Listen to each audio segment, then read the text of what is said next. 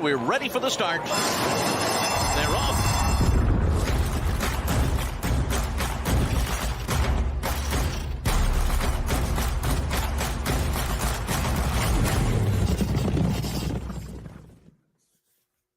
Welcome, everybody, to the weekly First Call podcast presented by BET and Xpressbet. Jeremy Plonk and Jeff Siegel with you each week to take a look at 8 weekend stakes races around the country. Of course, it's prime time Saratoga and Del Mar right now.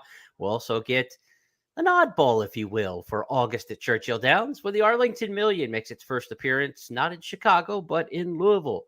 Jeff Siegel, welcome into the program as we get set to handicap a little bit of a curveball this week.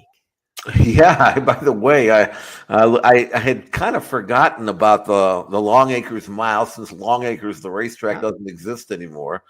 Doesn't really, I don't know. I don't associate it with Emerald Downs, but I know John White is from that area. That's his favorite race. So we'll hear about that, and certainly worth playing. But we've got Churchill Downs, and you talk about the oddball, and Beverly D. Arlington Million. I've won an Arlington Million in the past, and it was Saratoga back in '93, and that race is very dear to me. So I'm glad they're running it, although this is kind of a weird spot. And it also used to attract so many of these great Euros, and I don't see any. So I don't know. It's not quite what I expected.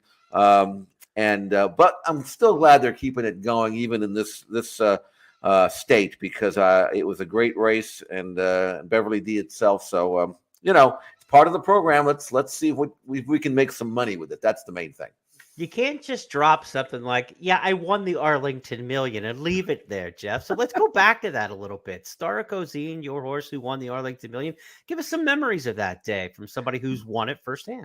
Funny thing is, we were in we had a rival, a horse by the name of Lure. Sure. And the one thing I do remember is that there was a $1 million bonus, not involving the Arlington Million, but there were 3 grass races, 2 in New York and then 1 in Atlantic City.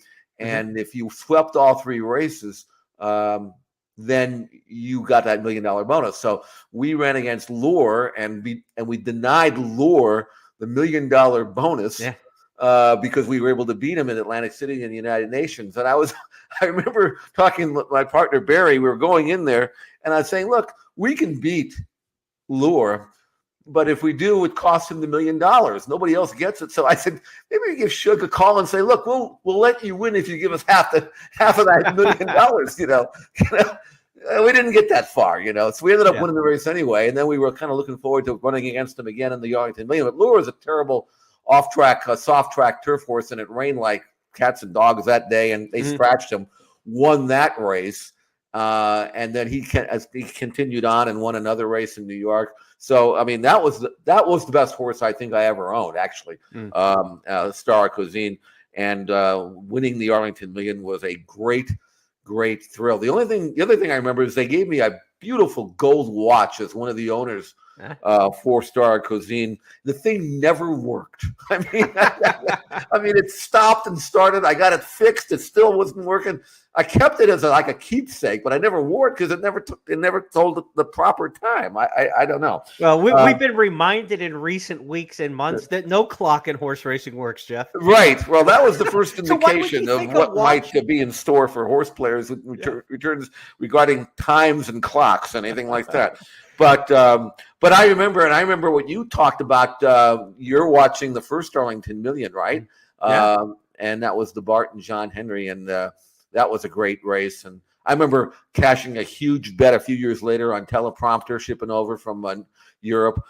So this race is really, really good, and it's not maybe what it used to be, but it's still a decent, solid race, and we'll see what happens. All right. Well, let's sync our watches to what's going to happen on the podcast today, and hopefully we keep good time with previews of the Beverly D and Arlington Million, 2 of the 4 stakes races Saturday at Churchill Downs. We'll then take you to Saratoga for a pair of stakes races on Saturday. Jeff and I will preview the Saratoga Special for the 2-year-olds, the 4-star day for the milers. That's going to draw horses away from the Arlington Million, running those 2 grade 1s on the same day. At Del Mar Saturday, they've got the Yellow Ribbon in the Filly Mare Turf division, the Sorrento in the Juvenile Fillies division. So 2 stakes races at Del Mar that we'll take a look at. And then on Sunday, Jeff and I will preview turf sprinters in the Mahoney at Saratoga, and at Del Mar, the 2-year-old colts in the Best Pal Stakes. We'll also check in with John White, our handicapping correspondent at First Bet and Xpressbet, as he'll give us the picks that he has for the Longacre Mile on Sunday. Before we talk about our Saturday handicapping this week on the podcast, I also want to remind harness fans a big race tonight. We tape our podcast on Fridays now. Friday night at Hoosier Park, it's the Dan Patch, one of the top races in the Midwest and one of the top races in standardbred racing throughout the entire year. The Dan Patch tonight at Hoosier Park, I believe race 14 on the card. Be sure to check out our harness handicapper, Al Samaglia. He's got his blog up and ready at expressbet.com in the blog section. Get set for the big one tonight, the Dan Patch. And if you want to get set for every day's racing, we've got a new feature with First Bet and Xpressbet in our blog sections. Be sure to check out the first post. Each morning it's posted by 11 a.m. It'll give you all the big information you need for a racing day, where the carryovers are, where the feature races are, best bets of the day from the First Bet AI, links to all of our editorial picks content like Jeff's daily blogs for Saratoga and Del Mar, Al Samaglia's harness picks, all that information put together. BetMix has a algorithm that determines which races are most likely to produce long shot winners. You'll get the 3 most likely long shot races of the day. That's all in the first post blog. So be sure to check that out.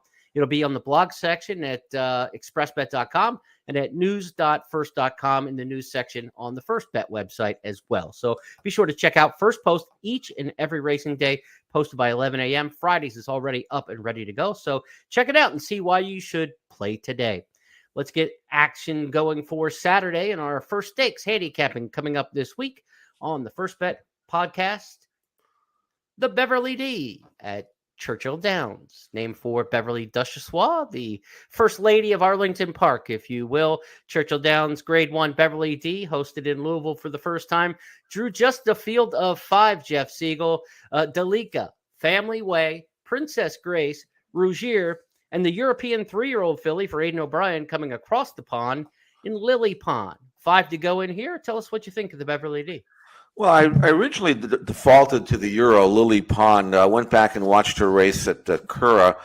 It was the Grade 2 race back last month, and I really wanted to like her. The field kind of finished in a heap, and she was good, but she wasn't great. You know, it was okay, but nothing that I would expect her to come over and dominate. So I ended up going back with Princess Grace, a filly that a mare now. I've always liked her, obviously. She's won 7 out of 11. Very rusty in her comeback 2 races back at Monmouth. She didn't get much play that day. She was really not very good. But in her most recent race, she got her confidence back, or at least I got my confidence back in her Right. when she won at Parks and had won the race that she'd won the previous. And I'm thinking maybe she's now back to where she is, Jeremy. And I think if she runs back to that Parks race last month, she can build on that and come back and win again. Well, let's go to Chris Griffith's call of the race from Parks, the Dr. James Penny Memorial that you're talking about, to see in action last time out, Princess Grace. Princess Grace reaches the top of the lane and she kicks on and she's got plenty. Princess Grace is now 2 lengths in front. Flirting Bridge is unleashed down the center of the course outside of Love in the Air. Princess Grace is still finding more approach to the 16th. Just has to hold off Flirting Bridge, who gets closer. But Princess Grace goes back to back, wins the Grade 3 and the newest millionaire in horse racing. Princess Grace with a dominating victory over Flirting Bridge. You know, Jeff, when you see a field of 5, a lot of times you think these races can kind of be cat and mouse games and be manipulated up front if there's not much pace. I don't see a lot of pace in here. I think Princess Grace goes to the lead like she did at Parks last time. Family Way has one of those cut and paste resumes, I like to say. If you look at her last 4 races, she's run almost the identical trip. She'll probably try to sit second in here. And then the closers are Rougier and Lily Pond. You know, at 1 mile and 1/8, the distance of this race is truncated, usually 1 mile and 3/16 when it was formerly run at Arlington Park. Now at Churchill Downs, because of the configuration of the track, they'll go at 1 mile and 1/8 for the Beverly D. I think that helps horses like Princess Grace and Family Way, and I think those 2 are going to control it up front. I think so, and although Princess Grace isn't necessarily a front runner, she's more of a sit in the middle and kick it home. She did win on the lead at Parks. That was good. My only concern is I don't know what kind of course we're dealing with here, Jeremy. Maybe well, nobody does. You can give me some insight. Of course, when they had this thing going, they rebuilt it and had it during the spring. speed was not good at all. I mean, the closers won everything. So we're going to have to go to school a little bit here. But I do think Princess Grace, in her the fact that her buyer number improved 11 points between her comeback race, which was her first race since last November, and then her next start, which was the one we just saw. I'm hoping that because she's had a couple of really nice breezes at Fairhill since that race, that she's going to step forward yet again from Michael Stidham. So regardless of how the pace scenario shapes up, I'm going to go with Princess Grace. And you're right, it's going to be a tactical race, and we'll see what happens, and we'll see who's where. Because I mean, all the jocks are going to be looking around trying to find out where everybody else is. Princess Grace can be the controlling speed if she wants to be.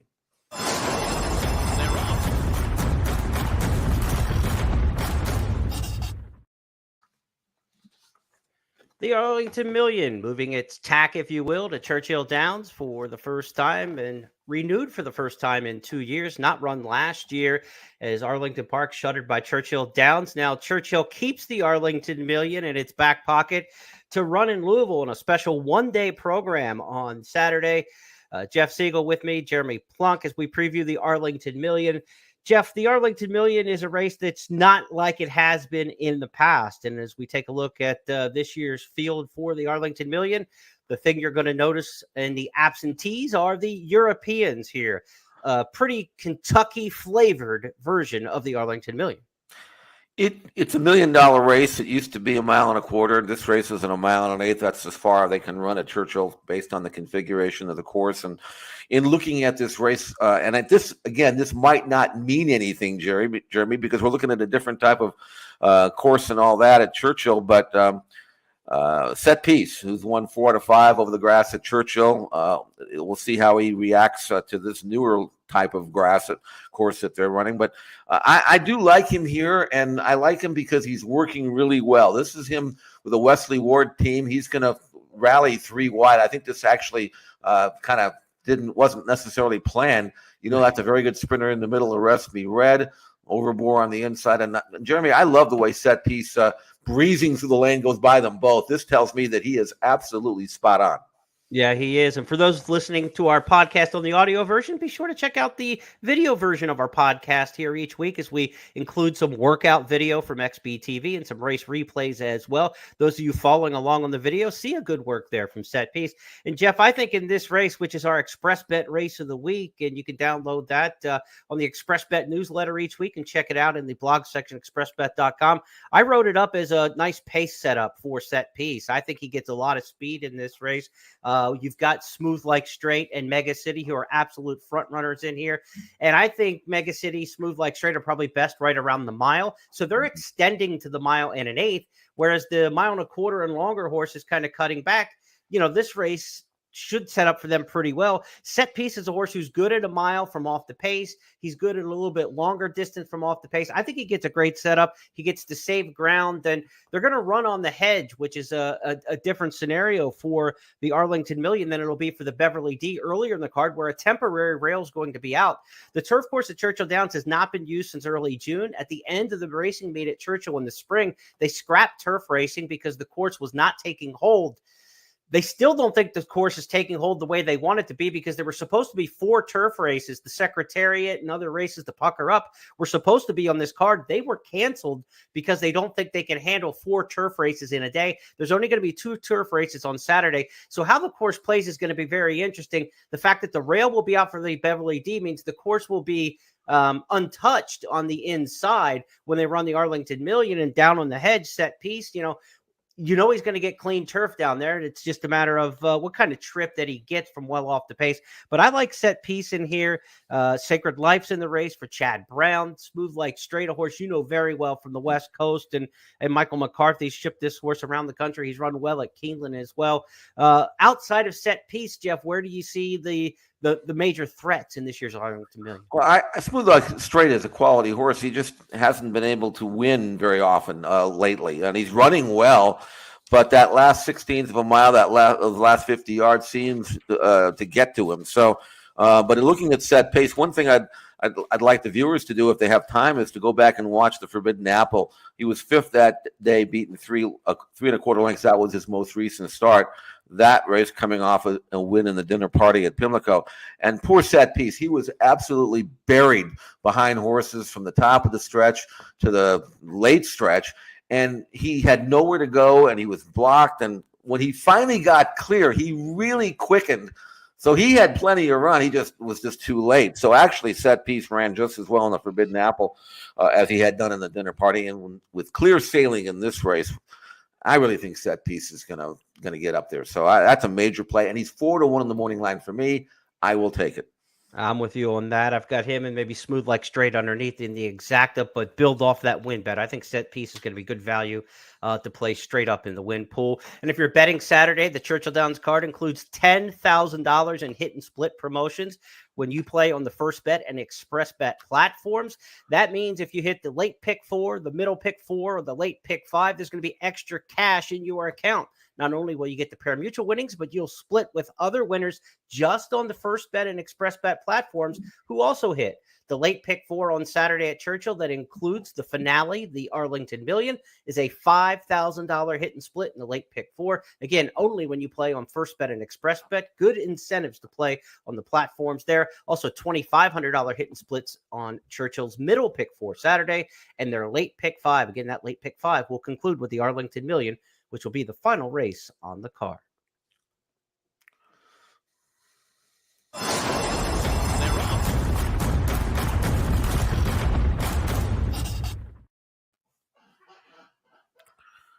As we proceed through the Xpressbet First Call podcast this week, we're going to switch from Arlington over to Saratoga. The Saratoga Special for the 2-year-olds is the first of 2 stakes races on Saturday at the Spa. And as we've seen many times this season, I will just copy and paste this line.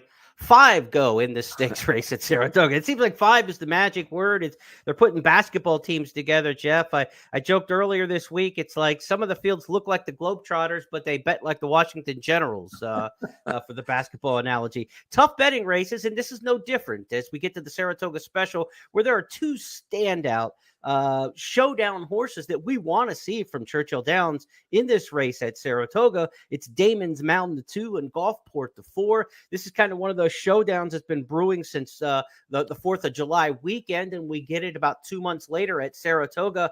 But Damon's Mound, Gulfport, the 2 most impressive spring-summer 2-year-olds at Churchill Downs. We get to see them head-to-head. Your thoughts on the Saratoga Special? Both are good colts, but Gulfport's got a maiden win and then a win in the Bashford Manor, whereas Damon's Mound has that one runaway 12-length maiden win, and that's it. And so he's stepping up, whereas Gulfport has already had that benefit of a second start, and this was it. This was really impressive, Jeremy, not so much because he earned the 91 Byron number, but he did it drawing away, acting like a colt who will run on, and being by Uncle Mo, he absolutely should. Hand-ridden in the final 16th of a mile, not really being persevered with, and still opening up at will. Terrific performance for trainer Steve Asmussen. And Jeremy, the gallop out was just as good. Yeah, I mean, he's a horse who finished through the wire here going 6 furlongs. 6 furlongs that early in the year is a pretty good trip for a 2-year-old in July. So now the 6.5 becomes an even more taxing situation for some of these 2-year-olds. And so he's already equipped at the 6 furlong trip. So is Damon's Mound. To me, Jeff, I just can't see it being anybody other than these 2. Valentin Day has already had a couple shots in stakes company for Rudy Rodriguez. Didn't do anything there. And interesting, Valentin Day is the only 2-year-old from the NYRA circuit in the Saratoga Special. Something just doesn't feel right about that, Jeff Siegel. I mean, of all the great trainers on the NYRA circuit and all the great races, Belmont, the Tremont, and the 2-year-old races, why are we not seeing any New York 2-year-olds in this Saratoga Special? Nothing from Pletcher, nothing from any of the big barns. That surprised me. Yeah, you would think that they would they're where they're based, and yet I know Gulfport and Damon's Mound are pretty salty on paper, and maybe these trainers don't want to hook seasoned or talented or proven 2-year-olds like that this quick. And I haven't seen a 2-year-old anyway at Saratoga that has completely blown me away, at least in terms of surefire stardom.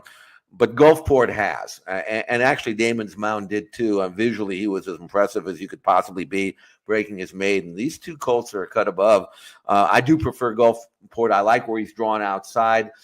He can kind of control the race. It is Joel. He can go. There's not that much speed in the race. Super Chow on the rail probably will bust out the Gulfstream Invader. But this is a whole different level of competition than what he saw when he broke his maiden.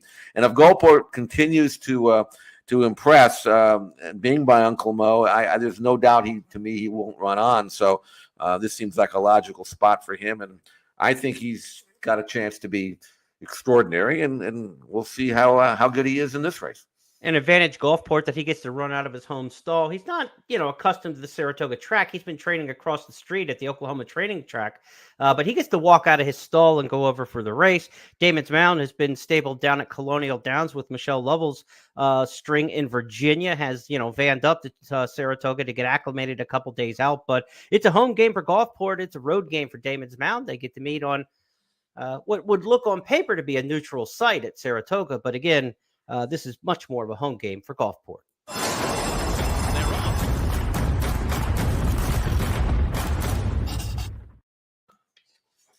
Next up on the Saratoga program on Saturday will be the 4-Star Dave, Grade 1 for turf milers here, and we're going to rinse and repeat. We've got a field of 5 at Saratoga for the Grade 1 4-Star Dave. Jeff Casa Creed down on the inside, front run the Fed. We've got Regal Gloria in here, the mare back against the boys. Her stablemate Mason for Chad Brown, and Get Smoking the Speedster on the outside for trainer Mark Cassie. Give us your thoughts on the 4-Star Dave, Jeff.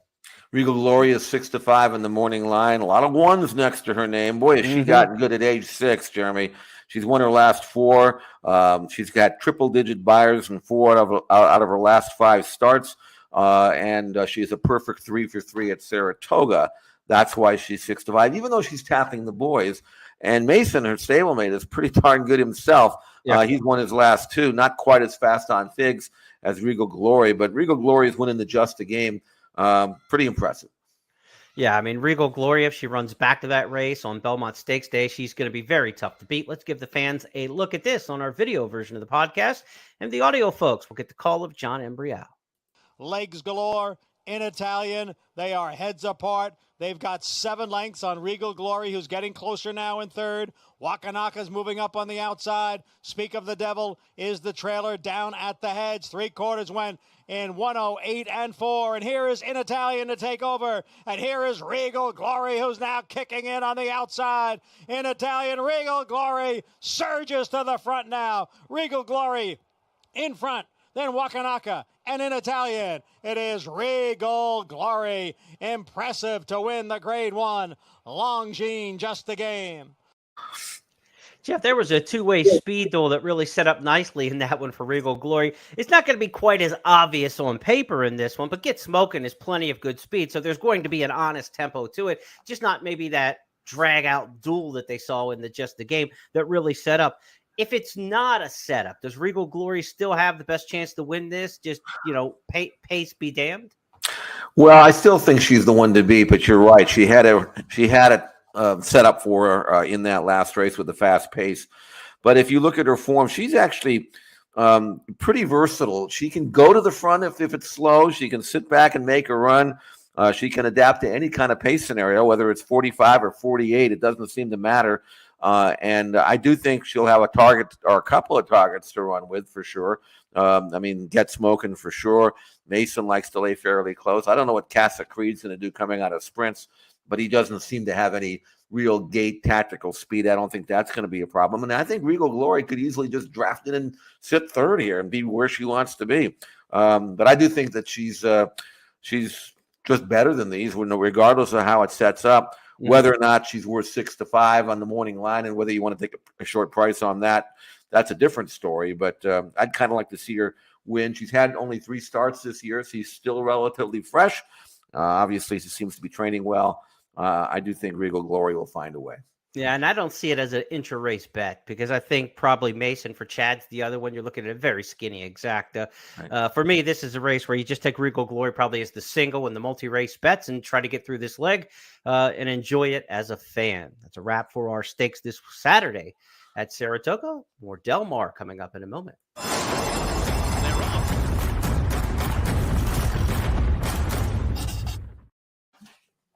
At Del Mar on Saturday, pair of stakes races, including the Yellow Ribbon and the Sorrento for the 2-year-old fillies.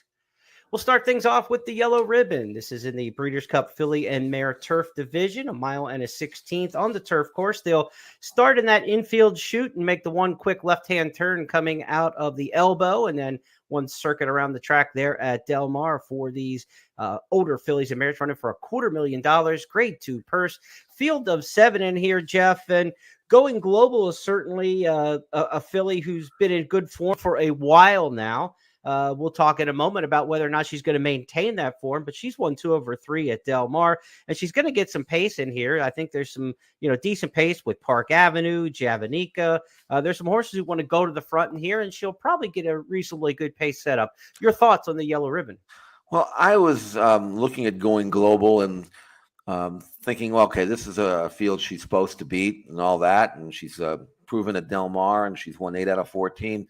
This was the work we had at Del Mar, and she's actually working inside Burgoo Alley, who is also in this race. She's part of that 2-horse team chasing the one in the front. And you can see her, she's not being asked at all, but neither is Burgoo Alley. I didn't see there was much difference in the two here. They kind of finish heads apart, both under a nice hold. Burgoo Alley is going to go to the outside of that front horse. Going Global is going to dive to the rail, and they're both finishing out really well. So I think Burgoo Alley has always been a good workhorse, but Going Global's resume is much better.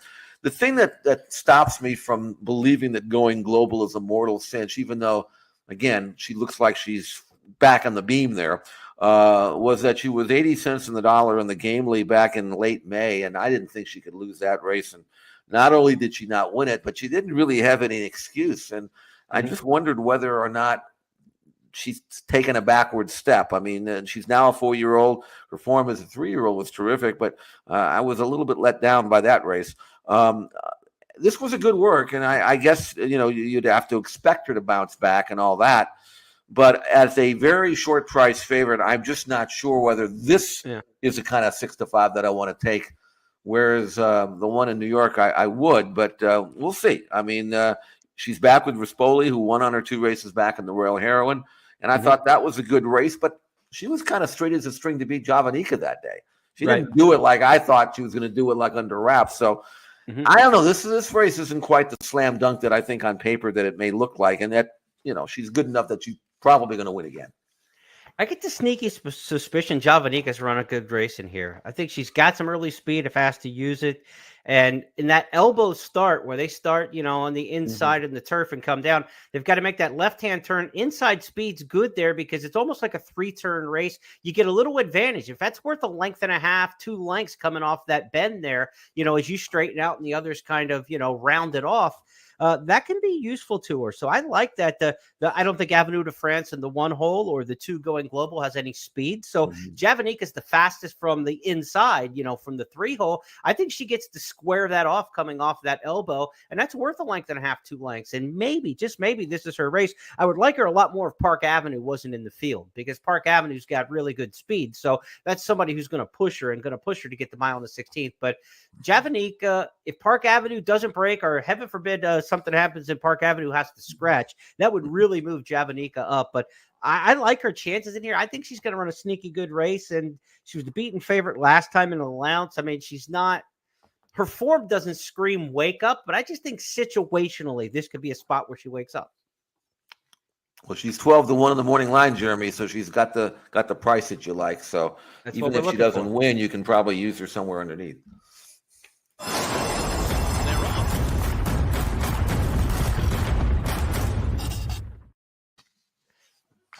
Saturday's co-feature at Del Mar is the Sorrento Stakes, 6 furlongs for the 2-year-old fillies. We could be talking Breeders' Cup juvenile fillies with horses out of the Sorrento. Yes, it's only a 6-furlong sprint, but this time of year it's springboard time, and they'll go Del Mar Debutante and to Chandelier and those kind of races at Santa Anita in the fall, and maybe to the Breeders' Cup. Certainly the history of the Sorrento says that we could get a Breeders' Cup juvenile fillies type runner out of this lineup. Sorrento is at 6 furlongs, as we said, grade 2, $200,000. $100,000. The field does 7. Jeff, I think we're both landing on the same horse here, and we don't have to get far down the program page to find her. Procrastination. She really impressed me in that first start at Los Alamitos, and I thought she had a good work since. She really has, and she won that race at Los Al, coming in the last 8th and 11-2. That's what I want to see. And she since then came back and worked out of the gate. This work just August the 6th. So we're talking about a week ago. She's on the outside. And again, what she does here in this workout is that last 8th from the 7/8 pole to the 3/4 pole.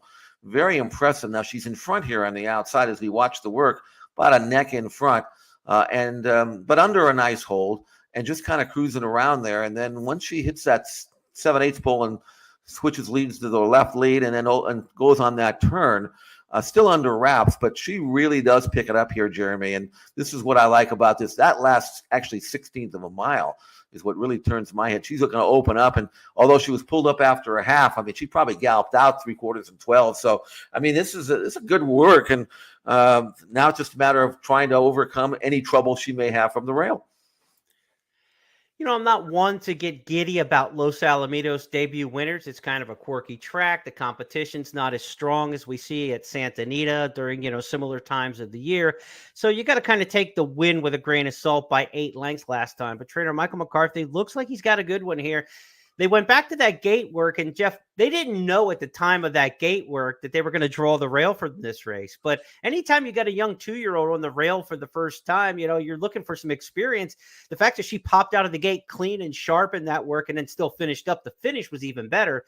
But she got out of the gate nice and clean. That was good to see. That's probably good fortune on their part that they went back to a gate work after the career debut, since she ended up drawing the rail. That could be maybe their first win of the weekend came in just scheduling that workout as they did. Well, if you look at this field too, I mean, the 6, and none of them really have any early speed. I mean, it's even though she was on the lead at Los Al, so she's got some speed for sure. But the rest of this group, I mean, they're just kind of slow early. So yeah. I'm looking for procrastination to get a good position from the rail. If she breaks, she might even find herself in front. And again, a daughter of Not This Time, who's to me been a surprisingly, shockingly terrific stallion. He was a good racehorse, don't get me wrong, but you wouldn't have looked at him as being any kind of surefire major stallion. But he's gotten good young horses, good fillies, and this filly, the way she trains and the way she won her first start, I would be very surprised if she doesn't come right back and win it again. There's another filly in the race, Absolutely Zero, who's already a stakes winner, daughter of Nyquist. She won both of her starts at Santa Anita, including a race called the Fasig Tipton Futurity. But her buyer numbers are in the 60s, and she actually lost a point between her maiden win and her second start. So she's good, but I don't know how good she really is. She might just have been in the right spot at the right time at Santa Anita. But I do think procrastination has got a chance to be real, and we'll find out how real she is in the Sorrento.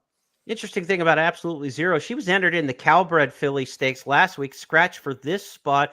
Usually I like that boldness, right? They didn't take the easier spot. They went for the bigger spot. There could also have been a lot of words circulating that there wasn't much showing up for the Sorrento, and this is a chance to get graded type on the resume of a 2-year-old filly right off the bat with just a field of 7. But Absolutely Zero, a stakes winner. Vegas Magic, also a stakes winner from Pleasanton.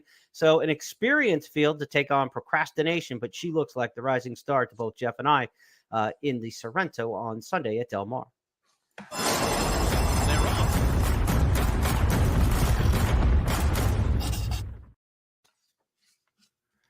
Let's go to Saratoga Sunday card, where the Mahoney Stakes is the feature race on the program. The Mahoney, named for the first family of Tote, the founders of AM Tote, the Mahoney family. And Saratoga honored them with the stakes race last year. Comes back on the schedule this year for the Turf Sprinters. And Jeff, one of the horses we've talked about a lot in our podcast, whether it's on First Call with our previews or on the It's Official program, where we reviewed some outstanding performances from each weekend.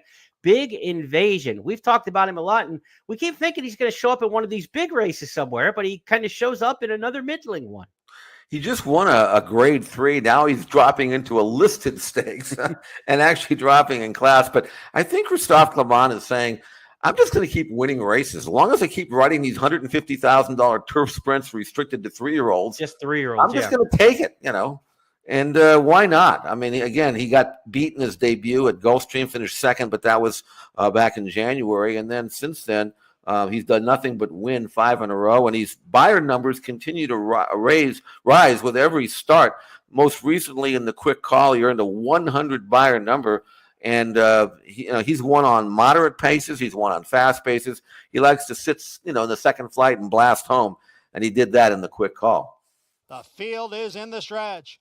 Surprise boss, run Curtis run, and big invasion on the outside. The half, 43 and 4/5 seconds. Here comes Big Invasion now to take over the lead. It is Big Invasion in front, and his winning streak continues. He's won 5 in a row, and the final time on the board, 1 minute, 0.80 seconds.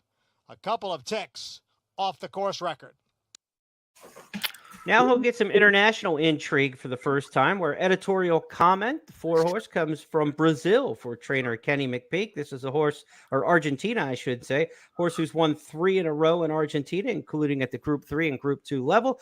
Kenny's had a little success over the years bringing horses up from South America. We'll see what he's got with editorial comment, giving the leg up to a good turf sprint jockey and Luis Saez. And then down on the rail, the international invader for Aiden or Joseph O'Brien is Catamosto. Catamosto will get Tyler Gaffleone riding. This is a horse whose run, Darley July Cup was well blasted in that one of the top sprint races in Europe at 30-1. Where might this horse fit in the U.S., Jeff? Well, he's been unplaced in his last 4 starts. A couple of those races were big fields, but I want to see a Joseph O'Brien horse run well first at Saratoga before I jump on that bandwagon. Mm-hmm. So I really do think Big Invasion is for real.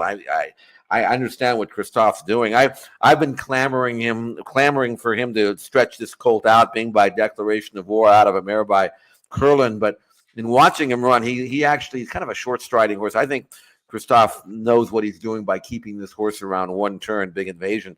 Let him be what he's best at, and this is what it is. Don't mess up anything. As long as you're going to keep winning, just keep doing what you're doing. I don't see anybody in here that can touch him, assuming that Big Invasion is going to run back. He runs so many good races in a row. He's back within less than a month, but he had a bullet blowout over the training track since that race. I would imagine he's going to fire his best shot once again, and I think it's just a matter of Big Invasion showing up and doing what he does best, and this is what he does.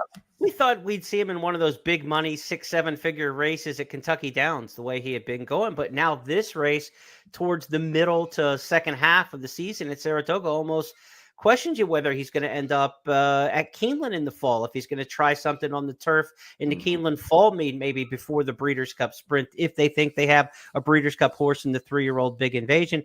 The timing of this race almost cancels out Kentucky Downs in my mind. Yeah, that's not going to be in the plans. And I think maybe Christophe thinking it takes a unique horse to win at Kentucky Downs, even though the purses are incredible. But yeah. I think maybe the fact that he's keeping him here, not throwing that curveball of Kentucky Downs at him, maybe he is thinking Breeders' Cup. And why, just let him do what he's doing. And I think you're right. If he's going to have another race between now and Breeders' Cup, it'll be most likely at Keeneland. And that's the safe way of going. And I tell you, the way he continues to run and the style and all that, I would not put it past Big Invasion to be very competitive against the older horses, even against the toughest older horses we have. I know we've got Golden Pound, those kind of horses, but Big Invasion, by that time, he might be just as good. He's a really promising 3-year-old, and we always just talk about the dirt routers, when it comes to the 3-year-old division. Sometimes we get a good 3-year-old turfer. Sometimes we get a good 3-year-old sprinter. But a 3-year-old turf sprinter is really niche, and it's hard to get nationally excited about. But Big Invasion seems like a 3-year-old in this crop who's got a future. I think he's really a talented horse.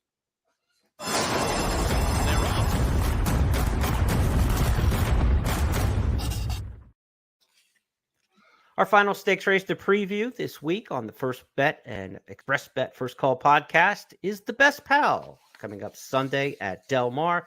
Best Pal, a Breeders' Cup Juvenile Division prep, 6 furlongs. This is the prep locally for the Del Mar Futuri, which will come up in September this year at the end of the meet. And then potentially on to 2-turn racing in the American Pharaoh at Santa Anita for some of these West Coast 2-year-olds who may have aspirations towards the Breeders' Cup. We've got a field of 11, and we didn't have to go double digits and use some of the two-digit saddle cloths much this weekend in the stakes ranks, Jeff Siegel. But we've got a field of 11 two-year-olds.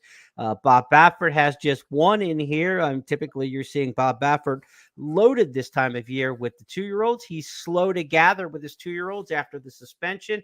They didn't run hardly any two-year-olds at Santa Anita, and so he's kind of going to be a second half two-year-old trainer this year more than a summer two-year-old trainer. But one that he has unveiled at the Del Mar meet already, July 24th, was having a meltdown. And having a meltdown had nothing to look like a meltdown at all. He looked to be well in control in his career debut. Having a meltdown, Dillinger on the outside, Mr. Iceman between them, Bolt from Heaven trying to run on late. They are homeward bound, having a meltdown, Mr. Iceman, Dillinger on the outside, having a meltdown, digs deep, he finds more, Mr. Iceman, Grain, Dillinger can't go on with it, and having a meltdown, too good. Having a meltdown wins it well. Second was Mr. Iceman, then Dillinger and Pure Fire. So an outside draw here, 10 of 11, but at 6 furlongs, a good run down the backstretch. And as fast as he looked in the debut, Jeff, and as well as he finished, I don't think the outside post is going to be too much detriment.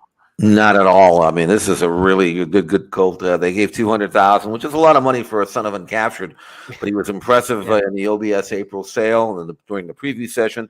Shows up here, trained really well, got knocked down to 6-5, and what looked like on paper to be a rather salty maiden race, and it was. The runner-up has already come back and won very, very nicely to kind of frank that form.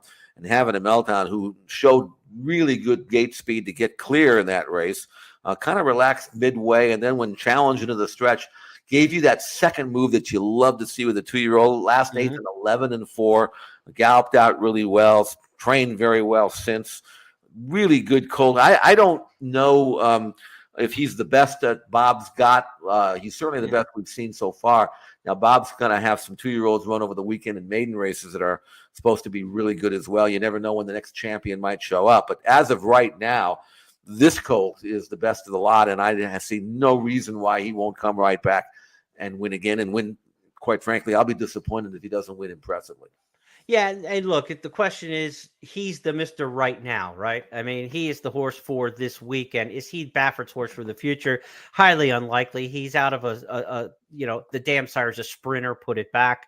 $6,000 stallion, uncaptured, $6,000 sire fee, and the horse brought $200,000. So as a 2-year-old, when you see that in a horse purchase, they're now buys, right? These are the horses who are work fast, and you're supposed to get an immediate return on them. That's working to plan right now with having a meltdown. They got the debut win at Del Mar. Now they're lined up for the $200,000 Best Pal as a favorite. Graded stakes, black type probably goes on his resume right away. And what happens after that, not necessarily gravy, because the Del Mar Futurity at 7 furlongs will then be obviously puts him in grade 1 company for a bigger purse.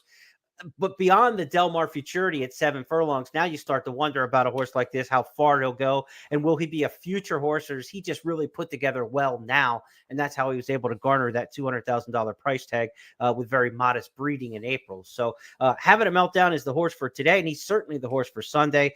Anybody else in that Best Pal field, Jeff, that you want to throw out there maybe for some exotics consideration? Actually, they're all kind of in the same boat. A lot of these horses either are maidens, they're first-time starters, or they're maiden winners with low numbers. Right. It really isn't any. There's nothing in here. The fastest horse on Figs, other than having a meltdown, is Kangaroo Court, who's drawn right to the outside of him, and he showed good speed and got beat a half length, earned a 73 Beyer number, which is only 7 points less than what having a meltdown earned. So he's a maiden drawn outside, going to get a good trip. And maybe what he might do is keep having a meltdown busy during the first part of that race. He's pretty quick. On the other hand, because he is drawn outside, they might try to grab him a little bit and maybe stalk the pace and then see if he'll finish. But a Dad's Cap Gelding, who cost $7,500 at the Arizona November sale, I'm not sure that they've got Breeders' Cup intentions with Kangaroo Court. Tim Yakteen trying to get it while he can, as with this horse. He might, depending on how aggressive they are early, he might be able to kind of stalk and then maybe hang on for second. But in looking at where the threat comes from. I just don't see it. Now, our man is a Simon Callahan colt who broke his maiden at Churchill Downs first time out. He came from slightly off the pace. Maybe he's okay. He could be. He's from the first crop of Bolt to Oro, down in the 2-hole with no early speed or lacking of early speed. I don't know what kind of trip he's going to get. And I think it's promising that Marty Garcia flies out to ride him. So maybe there's a colt that there are ambitions with him as well. But I'm very much expecting having a Meltdown to win.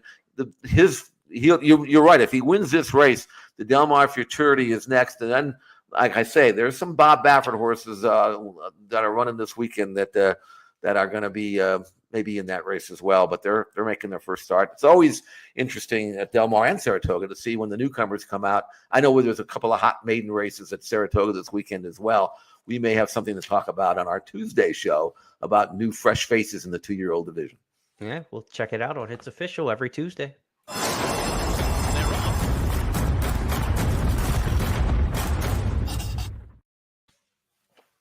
Also want to let you know on Sunday, the Long Acres Mile will be renewed in Washington State at Emerald Downs, the Long Acres Mile.